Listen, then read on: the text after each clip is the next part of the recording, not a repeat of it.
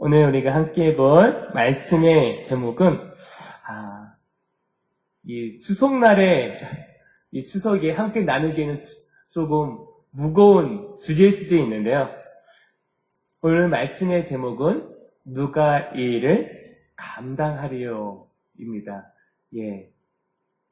주제가 좀 무겁지만 우리가 아니면 누가 하겠습니까? 우리의 가족들을 위해서, 우리 주위에 여전히 믿지 않는 그들을 생각하면서 우리 함께 말씀을 듣고 다시 한번 다짐하는 그런 축복의 시간이 되기를 주님의 이름으로 축원합니다. 우리가 즐겨 부르는 축복송 가운데 너는 그리스도의 향기라는 찬양이 있습니다. 요즘은 잘 부르지 않는 것 같은데 이 찬양이 너무나도 좋아서 참 많이 불렀던 기억이 있습니다. 가사의 내용을 보면 너는 그리스도의 향기라, 너는 그리스도의 편지라. 하나님 앞에서 그리스도의 향기니 너를 통해 생명이 흘러가리, 너를 통해 생명이 흘러가리. 가사 내용은 너무나도 단순합니다. 그런데 하나님 아버지의 마음이 너무나도 잘 들어있는 곡입니다. 하나님은 이곳에 있는 저와 우리 성도님들을 그리스도의 향기로 또한 그리스도의 편지로 세우셨습니다. 이 사실은 분명한 사실이고 부인할 수 없습니다. 주님은 예수 그리스도를 통해 얻은 이 생명이 계속해서 흘러가기를 원하시고 있습니다. 하나님의 뜻은 흘러가는 것입니다. 머무르지 않고 흘러가는 것이 바로 하나님의 뜻입니다. 작게는 우리 가정에서부터, 그리고 좀 더 넓혀가면은 우리가 있는 그 지역에서, 더 넓혀보면 세계 열방에서 계속해서 흘러가기를 우리 주님은 간절히 원하시고 있습니다. 그리고 오늘 말씀, 우리가 함께 읽었던 오늘 말씀 16절 그 마지막 절에 보면은 이렇게 기록이 되어 있습니다. 누가 이 일을 감당하리라. 흘러가야 되는데 누가 이 일을 감당하려고 하느냐? 지금 이렇게 말씀하고 있습니다. 누가 이 일을 해야 되는 것일까요? 준비된 자가 해야 되는 것일까요? 아니면 지혜가 많은 자, 힘이 많은 자, 아니면 능력 있는 자가 그 일을 감당해야 되는 것일까요? 그러나 오늘 본문은 우리에게 이렇게 말하고 있습니다. 우리 함께 다시 한번 우리 14절과 15절의 말씀을 읽어보도록 하겠습니다. 시작. 항상 우리를 그리스도 안에서 이기게 하시고 우리로 말미암아 각처에 있어 그리스도를 아는 냄새를 나타내시는 하나님께 감사하노라. 우리는 구원만 자들에게나 망하는 자들에게나 하나님 앞에서 그리스도의 향기니. 바로 힘이 있는 자도 능력 있는 자도 아닙니다. 바로 우리라고 말하고 있습니다. 근데 그런 우리가 아니라, 그냥 아무런 우리가 아니라 바로 예수 그리스도 안에 있는 우리가 이 일을 감당해야 된다고, 예수 그리스도 안에 있는 우리가 이 일을 감당해야 된다고 말씀하고 있습니다. 그렇다면 오늘 본문에 등장하는 이 말씀을 고백한 바울은 어떻게 이런 고백을 하게 됐는지, 그리고 어떤 상황에서 이런 고백을 했는지 함께 살펴보고자 합니다. 오늘 보면 이 12절과 13절의 이 말씀을 보면은 이 바울의 지금 심정이 어떤지 잘 기록이 되어 있습니다. 바울의 모습 어땠냐면은 우리가 그냥 너무나 쉽게 읽었던 이 12절과 13절의 말씀 보면은 너무나도 그 심중에 고통을 받고 괴로워하고 있는 그 바울의 모습을 우리는 살펴볼 수 있습니다. 우리 함께 우리 12절과 13절도 같이 한번 읽어보도록 하겠습니다. 시작. 내가 그리스도의 복음을 위하여 드로의 이름에 주 안에서 문이 내게 열렸을 때 내가 내 형제의 기도를 만나지 못하므로 내 심령이 편하지 못하여 그들을 작별하고 마게도냐로 갔노라. 우리가 읽어봤을 때는 큰 내용이 없는 것 같습니다. 근데 바울은 지금 그 어느 때보다 힘든 시간을 보내고 있습니다. 심적 고통이 얼마나 심했는지 하나님께서 바울이 그토록 사모하는 복음 전파, 결코 포기하였던 그 복음 전파를 하나님께서 이 드로아 지역을 열어주셨어요. 다른 지역에서는 하나님께서 열어주셨지만 이 방해가 많아서 복음 전하는 것이 주춤했어요. 힘들었어요. 근데 하나님께서 이 드로아를 복음을 전할 수 있도록 열어주셨어요. 근데 바울의 마음 가운데 한 가지 이 고통 때문에, 한 가지 이 걱정 때문에 그곳에 복음을, 이 바울이 그 복음 전하는 것을 포기하고 어디로 가냐면 마게도나로 떠나버렸습니다. 정말로 이해할 수 없는 부분입니다. 하나님께서 날려주신 그 기회를 저도 아니고 다른 누구도 아닌 바울이 날려보냈습니다. 바울이 가지고 있던 근심은 13절에 잘 기록이 되어 있죠. 사랑하는 형제 디도를 만나지 못한 근심 때문에 바울은 복음 전하는 그 일까지, 하나님께서 열어주신 그 드로아의 복음 전하는 그 일까지를 포기하고 마게도나로 떠나갔던 이유는 바로 이것이었습니다. 사랑하는 형제 디도가 오지 않은 것, 그 한 가지 이유였습니다. 우리가 봤을 때 이해가 가지 않습니다. 어떻게 그냥 디도 한 명 안 왔다고 하나님께서 열어주신 그 복음의 기회를 날려보내지? 우리는 그렇게 이해할 수 있습니다. 오해할 수 있습니다. 근데 조금 더 구체적으로 살펴보면은 바울이 가지고 있던 고통이 어떤 것인지 이해할 수 있습니다. 우리는 두 가지를 살펴볼 수 있는데요. 첫 번째로는 고린도 교회에 대한 불안 때문이었습니다. 바울의 1차 고린도 방문은 그에게 많은 슬픔을 안겨주었습니다. 우리가 고린도서를 읽어보면은 발견할 수 있는 내용이 있는데, 나는 바울을 따르고, 나는 아볼로를 따르고, 나는 게바를 따르고, 나는 예수에 속한다라고 이렇게 저마다, 나는 이 사람들 따르니까 당신들과 합할 수 없습니다. 당신과 연합할 수 없습니다. 한 교회 안에서 그런 분열된 모습을 바울은 바라만 봐야 했습니다. 그리고 이 고린도 교회에는 하나님께서 특별한 은혜를 주셨는데 많은 은사가, 많은 놀라운 은사들이 있었습니다. 뭐냐면 병 고치는 거, 가르치는 은사, 그리고 방언의 은사, 그 다음에 교사의 은사로 이렇게 수없이 많은 은사가 이 고린도 교회 안에 넘쳤습니다. 근데 가장 중요한 것이 빠져 있었습니다. 바로 사랑이었습니다. 그래서 고린도서 13장은 무엇이 기록되어 있냐면 사랑에 대해서 기록이 되어 있습니다. 그 중에 제일은 사랑이라. 아무리 놀라운 은사를 가지고 있어도 이것이 없으면 아무것도 아니라는 것을 바울은 계속 강조하고 있는 것을 우리는 볼 수 있습니다. 이런 문제가 있었고요. 근데 가장 컸던 문제는, 바울에게 자신에게 가장 컸던 문제는 이것이었습니다. 바울의 당신은 사도가 아니야. 바울이 그 고린도 교회를 갔는데 그 교회 성도들이 가운데 많은 이들이 당신은 사도가 아니야. 사도가 뭐죠? 예수님을 따랐던 그 12 제자 가운데 당신은 사도가 아니야. 바울의 그 사도성이 의심받고 있었습니다. 그러니까 바울의 입장에서는 너무나도 큰 고통, 큰 어려움이 있었던 것입니다. 그래서 바울은 두 번째 다시 방문하라고 했지만 그 방문을 취소하고 대신 이 디도에게 정말로 간절하게 편지를 써서 고린도 교회로 보냈던 것입니다. 눈물의 편지를 보냈는데 그 결과가 어떻게 됐는지, 빨리 디도가 와서 그 결과가 어떻게 됐는지 말해줘야 되는데 디도는 오지 않습니다. 하염없이 기다리는데 오지 않고 있습니다. 이때 이 바울의 심정은 어땠을까요? 과연 내가 썼던 그 편지를 보고서 이 고린도 교회는 어떻게 반응했을까? 오히려 더 나빠지진 않았을까? 이렇게 고민하고 있었던 것입니다. 저도 지금 인도네시아에 비자를 준비하고 있습니다.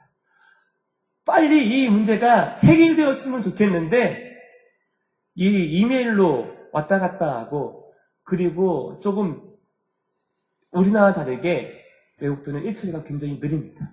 그러니까 한 번 이메일 보내면 며칠씩 걸립니다. 그러니까 저도 답답한 거예요.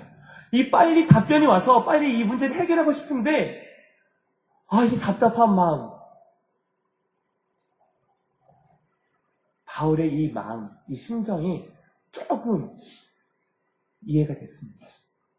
그리고 앞에서 일하는 사람들은 더 공감이 될지 모르겠습니다. 그죠? 빨리 이 문제가 해결됐으면 좋겠는데 해결은 안 되고 계속 시간이 갑니다. 그리고 아무런 반응도 없어요.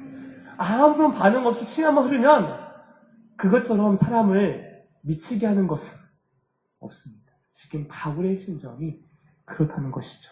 그래서 이것을 견디지 못하고 바울은 디도를 기다리지 않고 바로 드로의 복음을 전하지 못하고 마게도나로 그만 떠나고 말았던 것입니다. 첫 번째 이유는 이것이었습니다. 그리고 두 번째 이유는 디도의 도착이 지연됐던 이유가 혹시 디도의 그 신변에 어떤 이상이 생긴 것은 아닌지 하는 그 염려 때문에 바울은 굉장히 힘들었던 것입니다. 왜냐하면 이 디도는 바울이 썼던 이 편지를 전하는 일만 했던 것이 아닙니다. 어떤 일도 했냐면요. 기근으로 빈핍한 어려움을 당하고 있는 이 예루살렘 교회를 위해서 후원금들을 모집하고 이렇게 받고 있었습니다. 그러니까 이 디도의 수중에는 무엇이 있었냐면은 물질이 있었습니다. 헌금이 있었습니다. 그러니까 항상 다닐 때 많은 헌금을 가지고 다녔던 것이죠. 그래서 혹시나 강도의 위험을 당하진 않았는지, 강도에게 위험을 당해서 신분에 어떤 어려움을 당한 건 아닌지 이 바울의 마음에는 고민이 되었던 것입니다. 그래서 고민이 되었던 이 바울은 드로에서 복음 전하는 것을 포기하고 마게도냐로 떠나갔던 것입니다. 바울의 이 심정은 우리가 이해할 수 있습니다. 근데 바울은 어떤 사람입니까? 어떤 인물입니까? 우리 쉽게 고린도후서 11장 24절부터 27절의 말씀을 같이 한번 찾아봤으면 좋겠습니다. 우리 뒤에 있습니다. 몇 장만 넘기시면 된대요. 우리 고린도후서 11장 24절부터 27절까지 같이 한번 우리 읽어보겠습니다. 시작. 유대인들에게 40에서 하나 감암매를 5번 맞았으며 3번 퇴장으로 맞고 1번 돌을 맞고 3번 파선하고 1주야를 깊은 바다에서 지냈으며 여러 번 여행하면서 강의 위험과 강도의 위험과 동족의 위험과 이방인의 위험과 시내의 위험과 광야의 위험과 바다의 위험과 거짓 형제중의 위험을 당하고 또 수고하며 애쓰고 여러 번 자지 못하고 줄이며 목마르고 여러 번 굶고 춥고 헐벗어노라. 바울은 이런 고난을 당하고도 이것을 자랑하기보다 자기 자신을 걱정하기보다 교회를 염려하고 복음 전파하기를 쉬지 않았던 사람이었습니다. 그런데 디도가 오지 않았던 그 이유 때문에 고린도 교회가 어떻게 반응하는지 그것이 걱정되어서 하나님께서 열어주신 그 드로의 복음 전파하는 것을 포기하고 디도로 찾아서 마게도냐로 떠났습니다. 그는 믿음의 거장이었습니다. 그런데 오늘 보면 12절과 13절을 보면 너무나도 연약한 모습을 우리는 발견할 수 있습니다.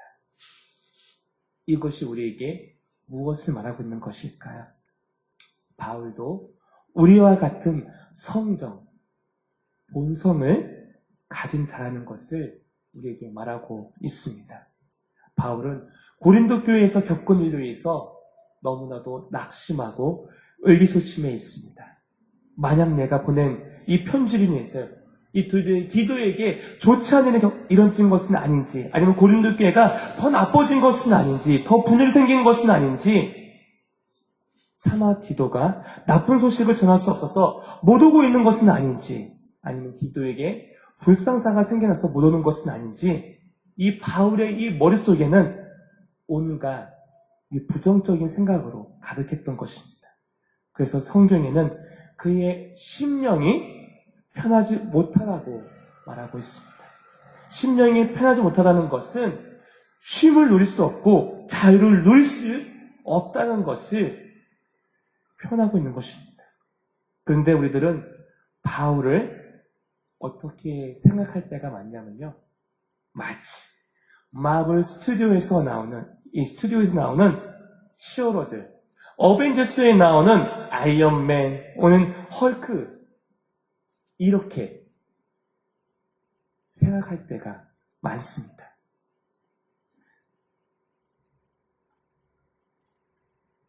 그죠? 바울을 이거 다리니까 난 그러지 못하더라도 분명히 납득할 수 있어.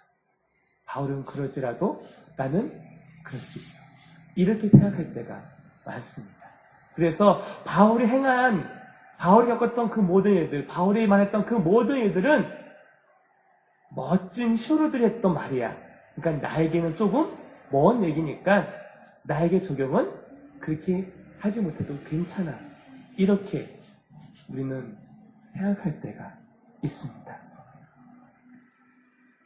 하지만 분명한 것은 바울도 성정을 가진 연약한 존재라는 것입니다. 그런데 주님은 그런 연약해 보이는 바울을 어떻게 만드셨냐면 믿음의 거장으로 만드셨던 것입니다. 그래서 바울은 자신의 능력으로가 아니라 함께 하시는 그 하나님으로 인해서, 그 예수 그리스도의 그 이름으로 인해서 담대히 복음을 전할 수 있었던 것입니다. 그래서 바울은 오늘 본문에 이렇게 말합니다. 우리 14절의 말씀을 우리 같이 큰 목소리로 같이 한번 읽어보겠습니다. 시작. 항상 우리를 그리스도 안에서 이기게 하시고 우리로 말미암아 각 처에서 그리스도를 아는 냄새를 나타내시는 하나님께 감사하노라. 이 항상 우리를 그리스도 안에서 이기게 하시고, 이 표현을 메시지 성경에서는 이렇게 이야기하고 있습니다. 하나님께서는 메시아 곧 그리스도 안에서 우리를 이리저리 데리고 다니시면서 끊임없이 계속되는 그 전쟁에서 이기게 하시고 우리를 그 개선 행진에 참여시키고 계십니다. 주님께서는 우리를 그 개선 행진, 그 전쟁에서 이기게 하시고 그 개선 행진에서 계속해서 이기게 하는 그 기쁨을 누릴 수 있도록 우리를 그 기쁨 가운데, 그 영광 가운데로 우리를 이끄시고 있다고 그렇게 우리들에게 말하고 있는 것입니다. 바울의 이 승리의 원동력은 예수 그리스도입니다. 저는 너무나도 당연한 말을 하고 있습니다. 너무나도 당연하기 때문에 우리는 어느 순간 이 예수 그리스도라는 이 표현이 식상한 표현으로 어느 순간 우리에게 그렇게 인식되고 있음을 우리는 고백하지 않을 수가 없습니다. 우리는 계속해서 고백해야 됩니다. 내가 승리할 수 있는 그 원동력은 예수 그리스도입니다. 예수 그리스도 때문에 내가 오늘도 승리할 수 있고 승리했습니다. 이렇게 고백할 수 있어야 할 것입니다. 오늘 본문을 보면 12절부터 13절의 내용은 너무나도 초라한 바울의 모습을 볼 수 있는데 갑자기 14절부터 바울이 보내서 항상 우리를 그리스도 안에서 이기게 하시고 우리로 말미암아 각 처에서 그리스도를 아는 냄새를 나타내시는 하나님께 감사합니다라고서 갑자기 분위기가 확 바뀌는 것을 우리는 볼 수 있습니다. 왜 이렇게 바뀐 것일까요? 무엇을 우리들에게 말하고 싶은 것일까요? 바로 이 바울의 고통과 연약함을 승리로 바꾸신 그 하나님의 그 능력을, 바울의 자신의 그 연약함을 이기신 하나님의 그 능력을 바울은 찬양하고 싶었던 것입니다. 내가 이렇게 약했고 내가 이렇게 연약해서 하나님께서 복음을 전할 수 있는 기회를 그렇게 주셨습니다. 나는 그것을 보았어. 그런데 나는 승리했어. 바울은 지금 그렇게 얘기하고 있습니다. 내가 승리한 것은 내 힘이 아니야. 바로 나를 이기게 하신 그 예수님 때문이라고 바울은 자신 있게 지금 선포하고 있습니다. 결국 바울이 말하고자 하는 이야기는 복음으로 살다 보면 이 복음의 방귀를 들거나 방해라는 요소들이 수없이 우리들에게 다가오지만 결국 하나님께서 그것을 승리케 하시고 그 승리의 결과로 우리들은 하나님이 주시는 그 기쁨을 누리게 될 것이라.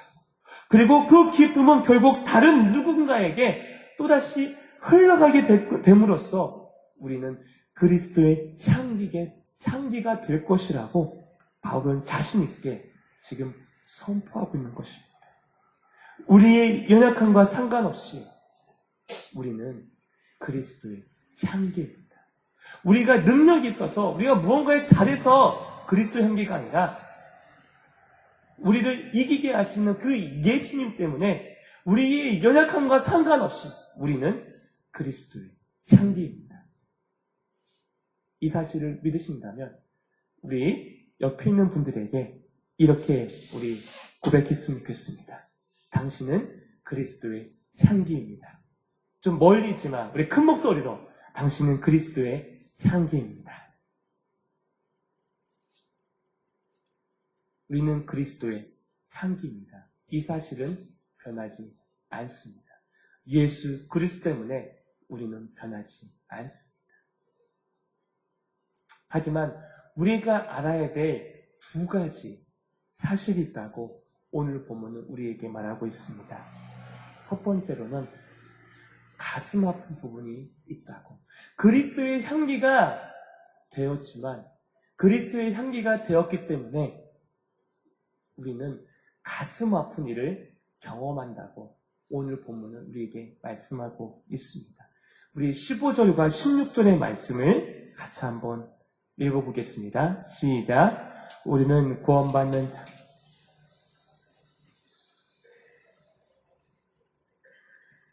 이 사람에게는 사망으로부터 사망에 이르는 냄새요. 저 사람에게는 생명으로부터 생명에 이르는 냄새라.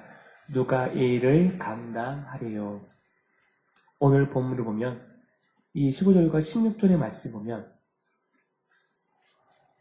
예수 그리스도 십자가 사랑의 향기는 세상을 나눈다고 말하고 있습니다.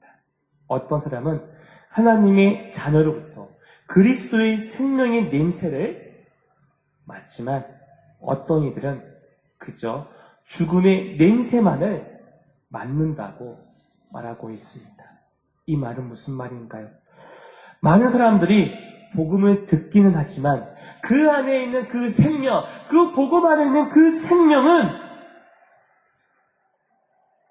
보지 못한다고 말합니다.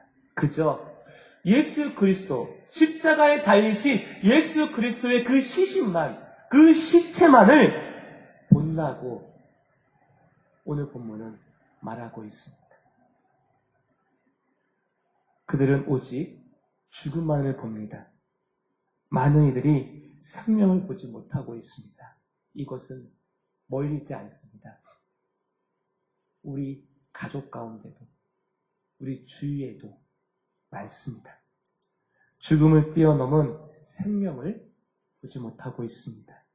그래서 자신이 있던 그 세상으로 복음을 들었음에도 그 복음 가운데 나가는 것이 아니라 다시 자신이 있던 그 세상으로 돌아갑니다. 이것이 복음을 전하는 데 있어서 가슴 아픈 부분입니다. 그들은 죄인을 위해 죽으신 예수님의 죽음에서 가장 향기로운 가장 향기로운 그 생명의 향기를 맡지 못합니다. 안타까운 상황이 벌어지고 마는 것입니다. 이것이 우리들이 겪는 가슴 아픈 부분입니다. 근데 더 안타까운 것은 그 결과가, 다시 돌아감으로 인해서 얻어지는 그 결과가 죽음이고 멸망인데도 그들은 그것이 좋다고 돌아갑니다. 그래서 복음을 전하는 우리는 좌절하고, 내가 복음을 전하는 것이 무슨 효과가 있어, 무슨 의미가 있어서 좌절할 때가 있습니다. 근데 더 놀라운 것은 이런 좌절은 앞장서는 분들이 더 많이 겪습니다. 특히 선교지에 있는 선교사님들이 더 많이 겪는 일입니다. 나는 이 복음을 전하기 위해서 저 먼 이웃 땅에서 이곳으로 왔는데 왜 저들은 이것을 받지 못하죠? 받을 것 같은데도 받지 않고 이리저리 피하는 그들의 모습을 볼 때 낙심하고 낭망하고, 그래서 선교사로서의 그 사명을 포기하고 낙심해서 돌아오는 분들도 참 많습니다. 앞에 선자들이 더 많이 겪을 수 있습니다. 그런데 오늘 말씀은 가슴 아픔, 상함만, 가슴 아픈 일만 경험하는 것이 아니라고 오늘 말씀은 우리들에게 전하고 있습니다. 우리가 그리스도의 향기에 살아갈 때 가슴이 정말 이렇게 뜨겁게 하는, 가슴이 뛰는 부분도 있다고 오늘 본문은 말하고 있습니다. 16절입니다. 어떤 사람은 그리스도의 죽음의 냄새와 함께 어떤 냄새를 맡냐면 바로 가장 향기로운 예수 그리스도 안에 있는 그 생명의 향기를 맡게 된다고 오늘 본문은 말하고 있습니다. 나를 대신하여 죽으신 예수 그리스도로부터 이 땅에 그 어떤 것과도 비교할 수 없는 향기로운 그 생명의 향기를 맡게 된다고 말씀하고 있습니다. 그래서 그들은 그 어떤 협박과 어떤 그 회유가 있어도 결코 돌아서지 않습니다. 왜냐하면 이 세상에서 가장 좋은 것을 발견했기 때문이죠. 그래서 천국은 마치 그 찬양 가운데 보화를 발견한 사람은 어떠죠? 자신의 그 모든 것을 다 팔고 그 밭을 삽니다. 왜냐하면 천국을 발견했기 때문에, 가장 좋은 것을 발견했기 때문에 그런 결단을 하게 되는 것이죠. 마찬가지죠. 예수 그리스도의 이 생명향기를 발견한 사람은 결코 되돌아서지 않습니다. 포기하지 않습니다. 그리고 돌아서지 않습니다. 영원한 하나님의 자녀로 살아갑니다. 이것은 하나님의 자녀인 우리가 그리스도의 향기로 복음을 전할 때 경험하게 되는 또 다른 한 가지입니다. 저는 너무나도 당연한 얘기를 하고 있습니다. 복음을 전할 때 둘 중에 하나죠. 복음을 받아들이는 일, 그리고 복음을 받아들이지 않는 일. 근데 너무나도 많은 이들이 이 두 가지 때문에 복음 전하는 것을 망설입니다. 복음을 전해도 받아들이지 않는데 어쩌라고요? 망설입니다. 우리는 이 두 가지에 대해서 분명하게 알아야 됩니다. 이 두 가지 부분에 대해서 분명하게 우리는 인식하고 있어야 됩니다. 우리는 이 두 가지를 붙들고 끝까지 나아가야 됩니다. 그래서 사도 바울은 우리들에게 이렇게 도전합니다. 누가 이 일을 감당하래요? 분명 그리스도의 향기로 살아가면서 우리는 가슴 아픈 일들을 많이 경험하지만 또한 우리의 가슴을 뛰게 하고 가슴 아픈 그 모든 것을 덮어버릴 수 있는 그 기쁨을 얻게 됩니다. 이것은 마치 아이를 낳은 엄마의 모습과 같습니다. 그죠? 아이를 낳을 때 그 고통은 이루 말할 수 없습니다. 가장 가까운 시기에 그 모습을 봤던 우리 이경영 목사님, 그 심정을 아마 잘 알고 있지 않을까 생각이 듭니다. 근데 신기한 것은 그런 것을 봤음에도 엄마들은 또 둘째 아이를 갖습니다. 그리고 또 셋째 하늘에 갔습니다. 왜죠? 그 기쁨을 알기 때문에. 그 기쁨을 위해서 기꺼이 그 고통을 감내하는 것입니다. 마찬가지입니다. 분명 우리는 복음을 전할 때 어려움을 당합니다.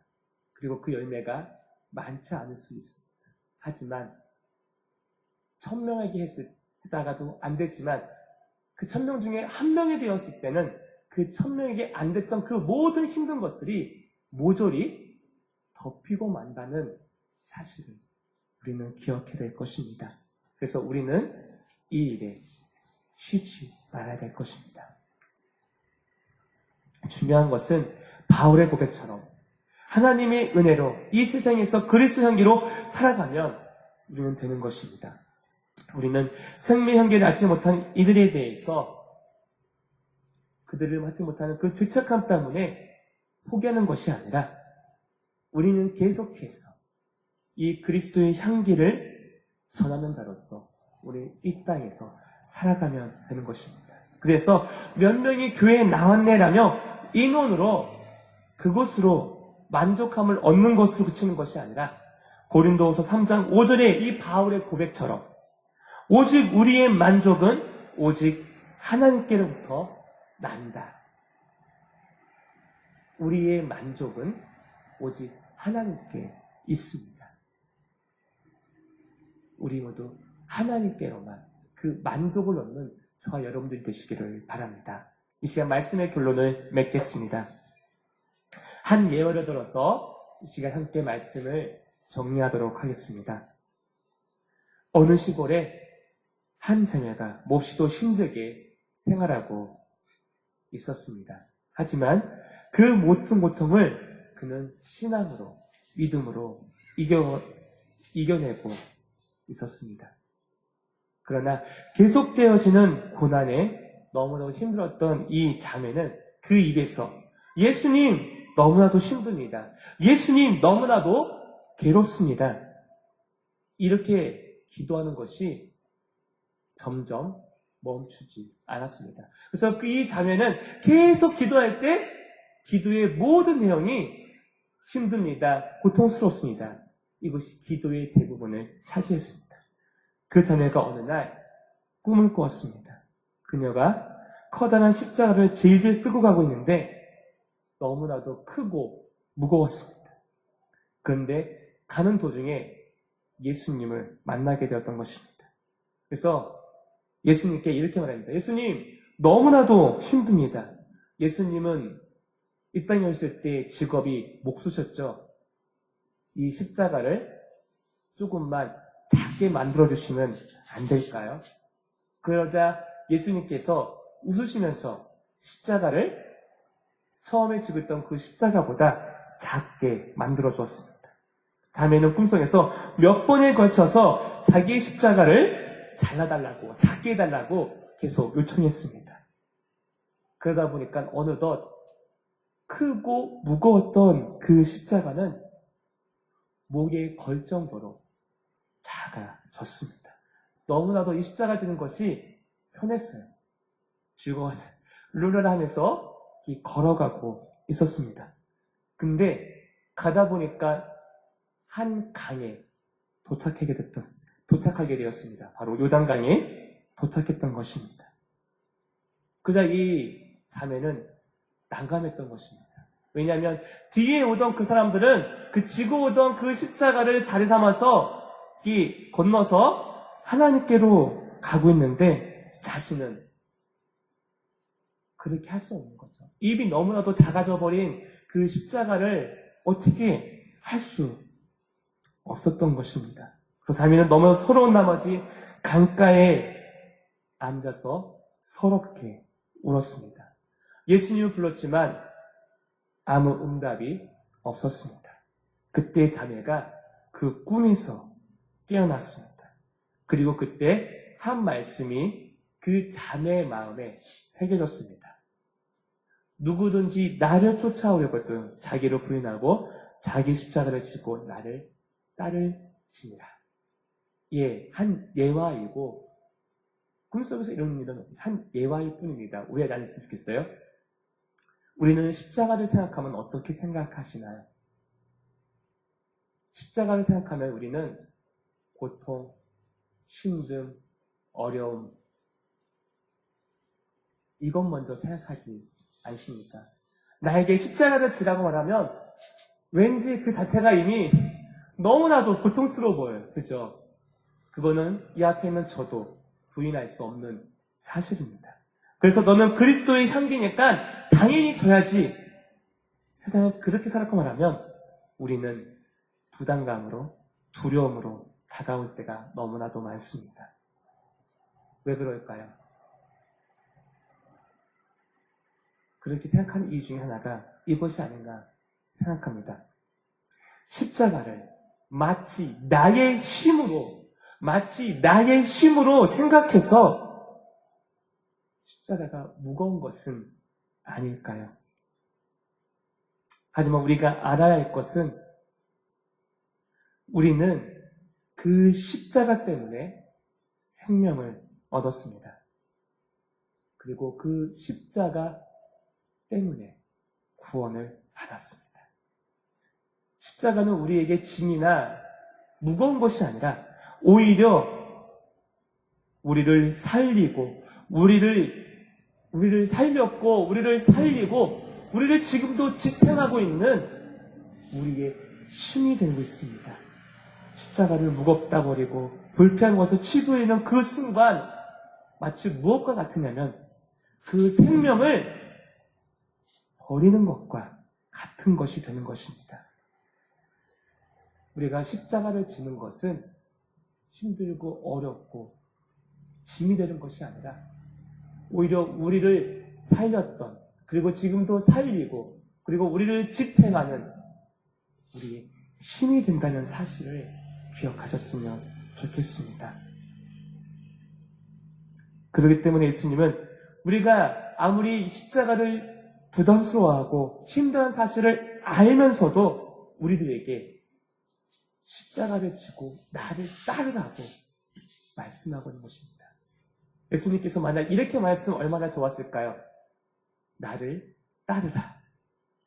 내가 할 수 있는 거 다 하고서 나를 따르라. 이렇게 말했으면 얼마나 좋았을까요? 그런데 우리 예수님은 자기를 부인하고 자기 십자가를 지고 나를 따르라고 말씀하셨습니다. 왜냐하면 그 십자가는 우리를 살렸던 그리고 살리고 있고 우리를 지금도 지탱하고 있는 우리의 힘이 되기 때문입니다. 그리스도인의 삶 속에서 고난은 필수적입니까? 이렇게 질문한다면 불행히도 그것은 예라고밖에 말할 수 없을 것 같습니다. 하지만 그 고난에서 생명을 발견한다면 그리고 그 뒤에서 우리를 이기게 하시는 그 예수님을 발견한다면 마치 오늘 말씀에 등장했던 그 바울처럼 힘들고 어려운 그 가운데 나를 위해서 이기게 하시는 그 예수님을 발견하게 된다면 우리는 축복의 통로로서 그 역할을 감당하게 될 것입니다. 우리는 구원받은 자들에게나 망한 자들에게나 하나님 앞에서 그리스도의 향기입니다. 이 사실을 우리는 부인할 수 없습니다. 내가 싫다고 해서 그리스도의 향기가 안 되는 것이 아닙니다. 예수님께서 이미 우리를 찍으셨고 우리를 택하셨고 포기하지 않고 있습니다. 설령 내가 내 자신을 포기한다 할지라도 우리 주님은 우리를 포기하지 않습니다. 그렇기 때문에 우리는 그리스도의 향기라는 그 사실, 그것이 변하지 않는다는 사실을 기억하시면서 담대히 살아가셨으면 좋겠습니다. 이 사실을 잊지 않는 저와 성도님 되시기를 주님의 이름으로 축원합니다. 그래서 오늘 이 시간 혹시 아직 친척집에 가지 않은 분이 있다면 가셔서 담대하게 그리스도의 향기로서 증거하시기를 주님의 이름으로 축원합니다.